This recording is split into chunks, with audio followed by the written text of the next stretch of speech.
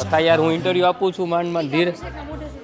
આપણે અત્યારે આવીએ છીએ લીડ એક્ટર્સ પાસે ચિત્રકારના, જે લોકો રિહર્સલ્સ મૂકીને નાસ્તો કરી રહ્યા છે. હું ચિત્રકારમાં શીતલનો રોલ કરવાની છું and description of my character would be હું ચોરની પ્રેમિકા છું બેસિકલી. ચિત્રકાર આવી ગયું છે અત્યારે 21 તારીખે હેનુગઢવી હોલમાં.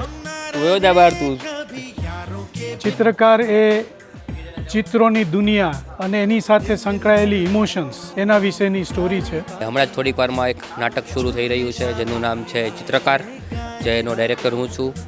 અને બહુ સારી એક આર્ટ અને લવ બંને વચ્ચે કમ્પેરિઝન, બંને વચ્ચે શું પોસિબલ છે શું નથી પોસિબલ એના વિશેનું આખું નાટક છે. આજે ચિત્રકાર નાટક થઈ રહ્યું છે. મેં અને મારા ભાઈએ ફર્સ્ટ ટાઈમ નાટક લખ્યું છે. બહુ એક્સાઇટમેન્ટ છે, સાથે સાથે કેઓટિક માહોલ.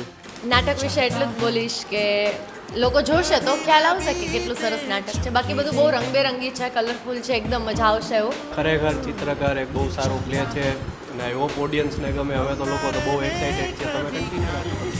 આજે આ શો થશે પછી અમને ખબર પડશે કે અમારી 20 દિવસની મહેનતે રંગ લાવ્યો કે પછી આ ફ્રેમની જેમ બ્લેક એન્ડ વ્હાઇટ રહી ગઈ.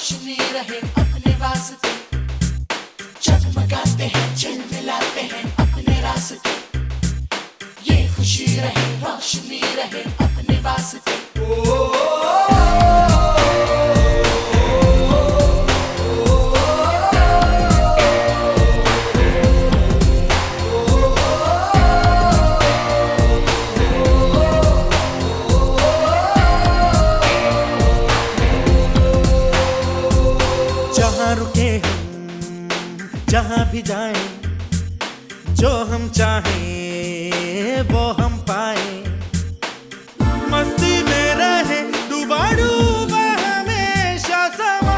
સો મેમ કેવો રહ્યો તમારો એક્સપિરિયન્સ ચિત્રકાર જોઈને? અમને એકચ્યુઅલી એક્સપ્રેશન્સ કાસ્ટિંગ એ વિશે બહુ જ તમને આ કાસ્ટિંગ વધારે ગમ્યું.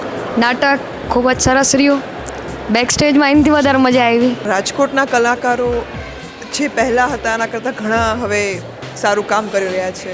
એકદમ સરસ રહ્યો અને એકદમ સુંદર નાટક હતું. ચિત્રકાર નાટક આજે જોયું, ખૂબ સરસ લાગ્યું.